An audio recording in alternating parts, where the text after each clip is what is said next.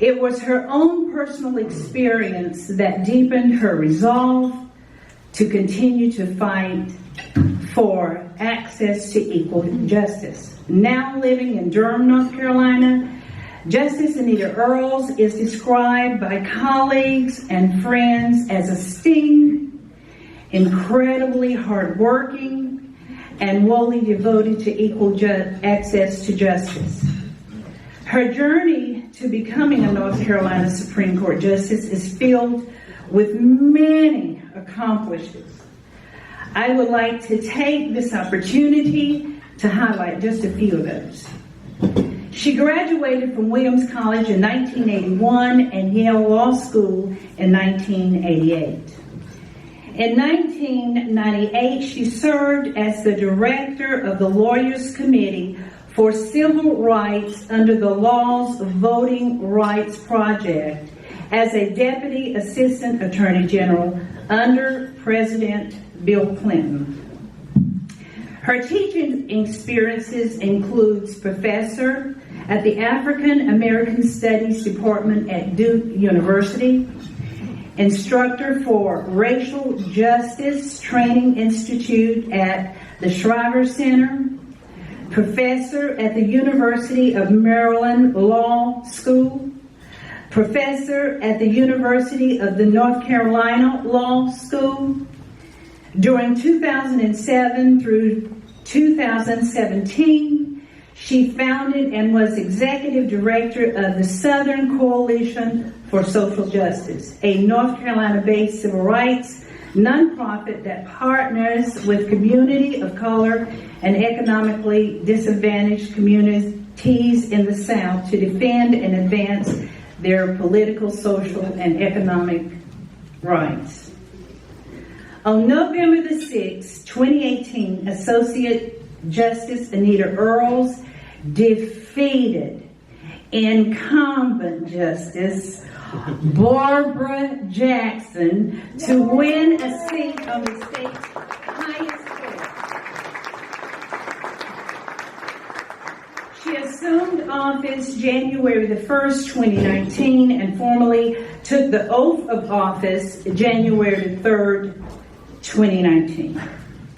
And with all that being said, I ask you to stand as we welcome Supreme Court Justice Anita Earls.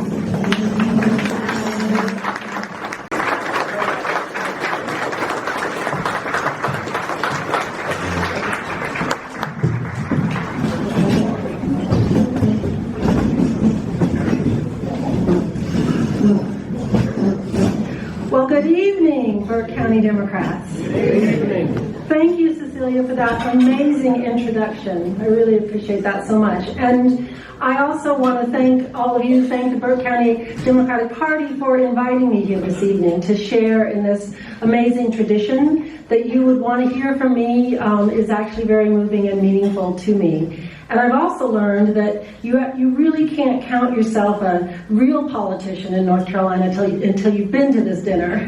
So I'm really thrilled to be here. I want to thank my colleague, the current Justice Ervin, who from the very beginning has been an incredible model for me, has mentored me, has taught me the ways of the court, and has just been an incredible colleague. His intelligence, his wit, his incisive questions at oral argument that are always the ones I wish I'd thought of.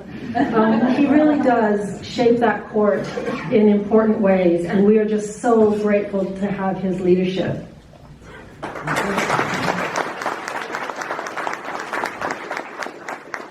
I would be remiss if I didn't acknowledge that Senator Paul Lowe is in fact my cousin.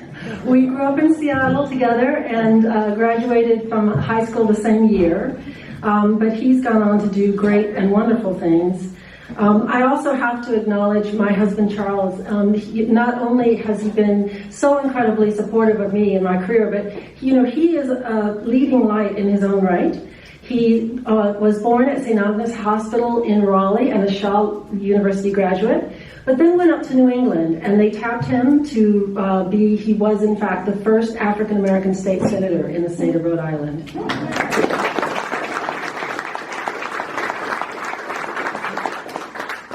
now fortunately come back to North Carolina, and I'm just incredibly grateful to you, Charles. I'm just a driver now. He is a master political strategist.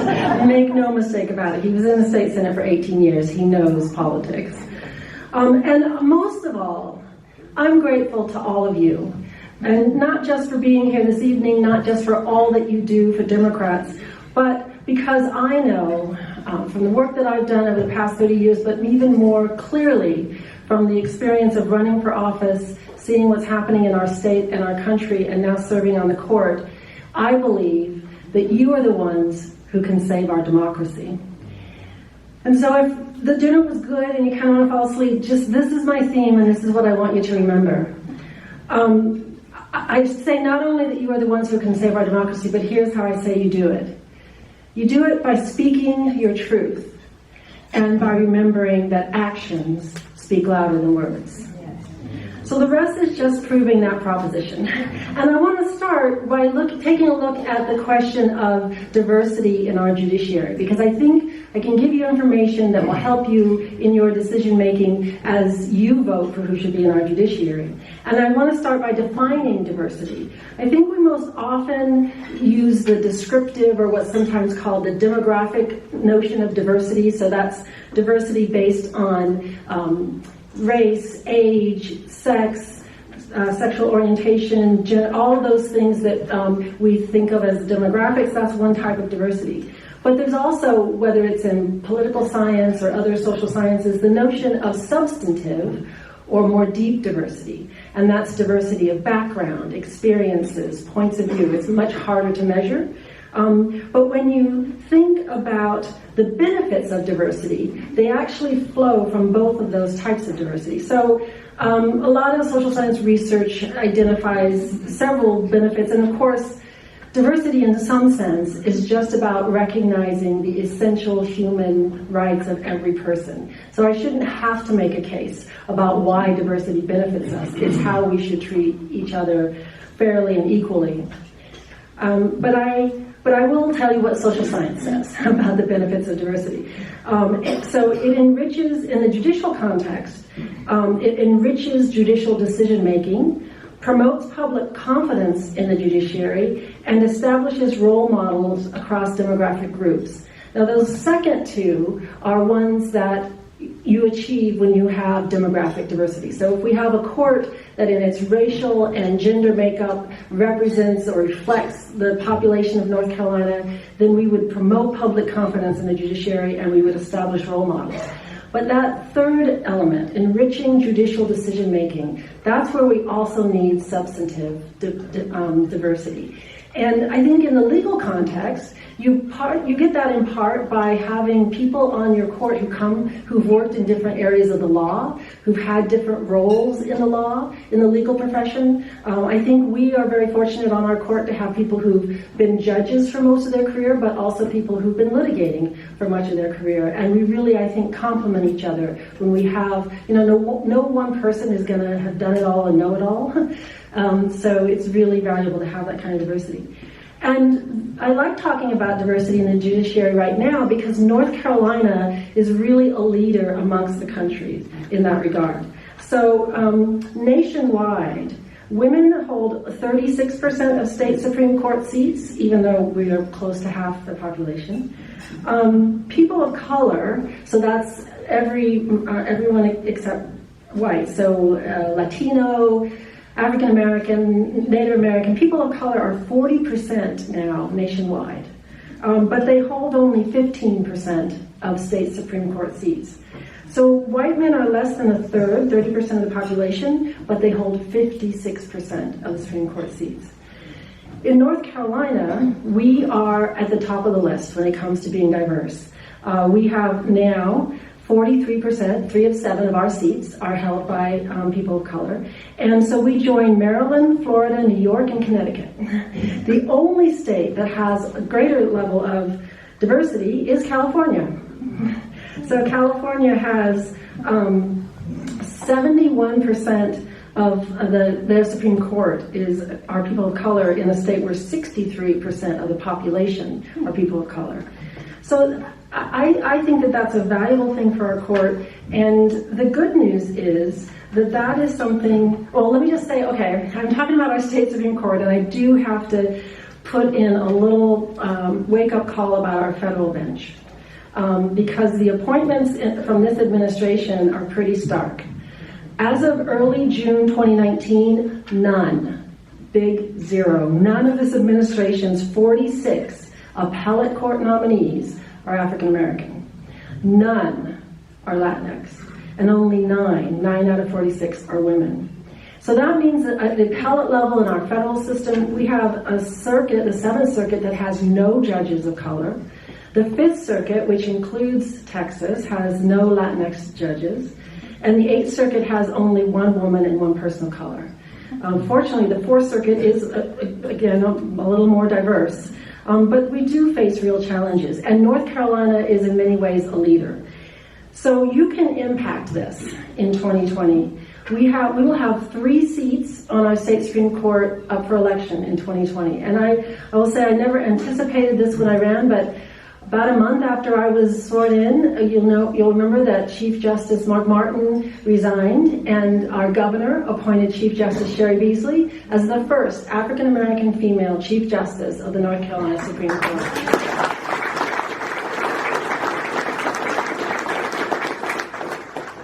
And so she's running. She has to run again she has to run for that seat in 2020. And what I think it's important for you to know about the role of Chief Justice is that it's not simply that she presides in our oral arguments, which of course she does, but she also is head of the administrative office of the courts. So she is essentially over the entire court system. And I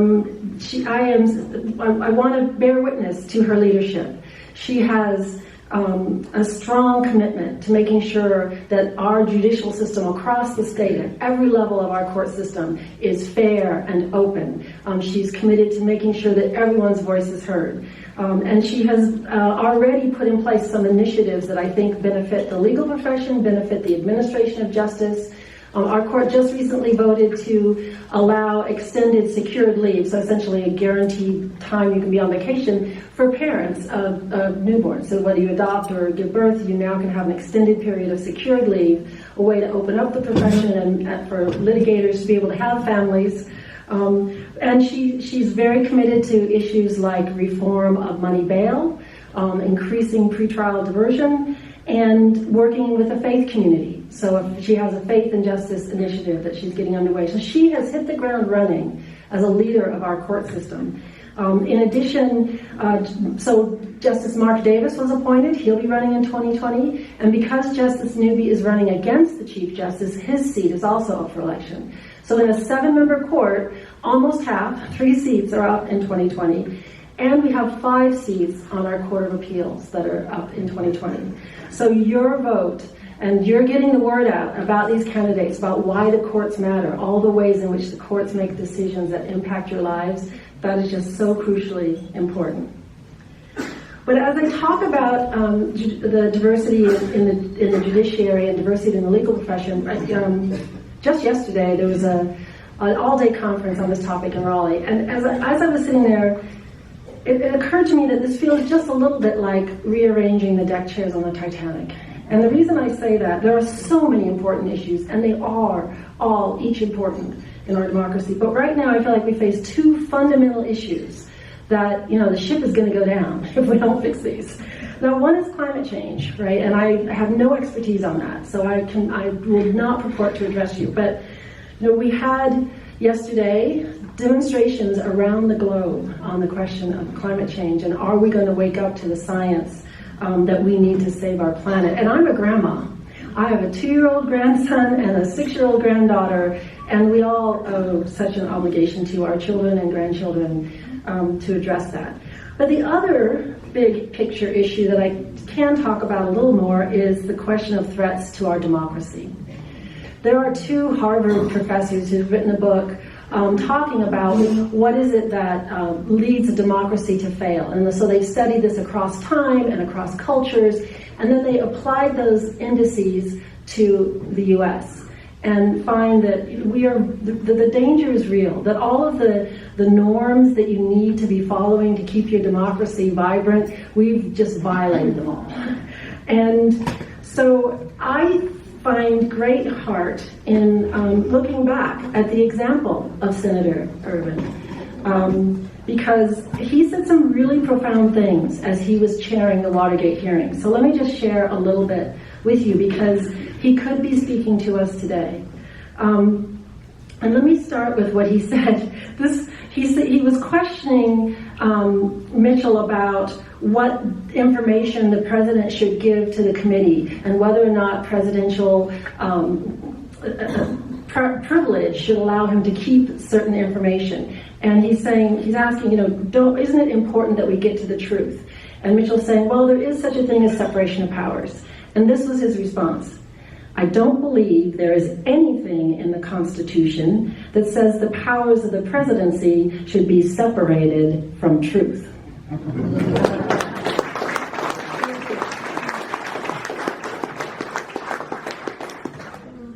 But in talking about the offense that he was investigating, he opened the hearings May 17th, 1973, in a long and profound statement, in which he said in part, if these allegations prove to be true, what they were seeking to steal was not the jewels, money, or other property of American citizens, but something much more valuable, their most precious heritage, the right to vote in a free election.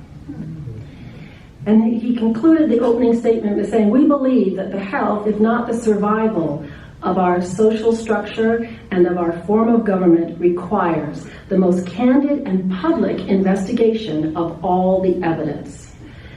As the elected representatives of the people, we would be derelict in our duty to them if we failed to pursue our mission expeditiously, fully, and with the utmost fairness. The nation and history itself are watching us. We cannot fail our mission. So it would be nice if he could come back and tell us that today, because we seem to be in a situation where we have an executive that feels that the rule of law does not apply, and we seem to have a Congress that is not yet willing to engage in the process that would bring all the facts out in the open. And I challenge Democrats as a party to think about, when we say we're going to put country over party, doesn't that mean that we have to consider whether or not to go down the impeachment process with an understanding and appreciation of what is at stake in our democracy and in the constitutional guarantees that we've set out, rather than the political calculus of whether or not we'll win in 2020 if we do it. But these are really difficult questions and multiple points of view on either side. But my point is, we need to be heard about what's at stake when we have the current situation that we have in national politics. So what can you do? Let me bring this home to Burke County, because I'm excited to be here. You have in the 2018, I'm going to just give you a little bit of data, which you probably already know, but just to review. In the 2018 election, statewide, the turnout was 52.98%. Here, it was 47%. So you could have turned out a little bit more. But more encouraging, I think, is the fact that there are roughly 20,000 people in this county of voting age population who aren't registered. Currently, so after the 2018 election, the Board of Elections does its purging. You actually have fewer registered voters now than were on the books in 2018. But I compared the unregistered voting age population from the census estimates with the actual number of registered voters. And so right now you have 53,000 registered voters roughly. About 30% are Democratic, 37% are Republican, 33% are unaffiliated. But with 20,000 people unregistered, you can make a huge difference if you can get those folks engaged in the political process. So that's why I say you are the ones who can save our democracy. And then let me say a little more about why 2020 matters. Because, of course, there's the judicial races on the ballot, which I care about tremendously, but 2020, as in every decade, is the year when you're electing the legislature that's going to draw the maps, that's going to make districts for the next 10 years. So in many ways, this is a foundational election. So getting people in office who will represent you in a way that, and draw fair maps that treat everyone equally, that's a high priority this year in the 2020 elections. And so I want to share with you, as a wrap up, so I've been reading a lot about it, because I just get this strong sense we all want to believe that we're doing everything we can. And so I've been trying to figure out what's happened in other countries where things have not gone well, and what didn't they do there so that we can do it here. And I recently read a book about the Rwanda genocide in 1994. This is where some 800,000 people, Tutsis, were massacred in a space of three months. And the journalist, this American journalist who went there, interviewed a lot of people, and wrote an amazing book about it, tried to come to grips with how do you do that? Over 1 million people had to be involved in those massacres to do something at that scale. And he had two insights that I want to share with you. One is, he says, denouncing evil is not the same thing as doing good. I think there he was referring in part to the international community that was willing to denounce what was going on but not do anything to stop it. And I think that's a good, we have to denounce evil, but let's not forget that we also need to be doing some good.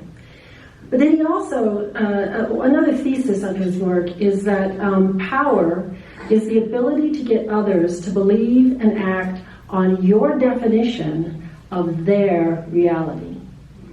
And I think that's kind of the age we're living in. We've got some people in power who have gotten a lot of other people to believe and act on his definition of their reality. And I think that's a lesson for us, because it's good news.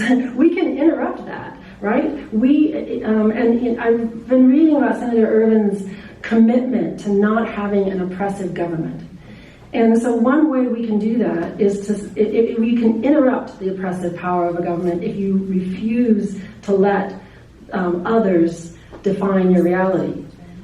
And so that's why I say, speak your truth, and remember, actions speak louder than words. Thank you.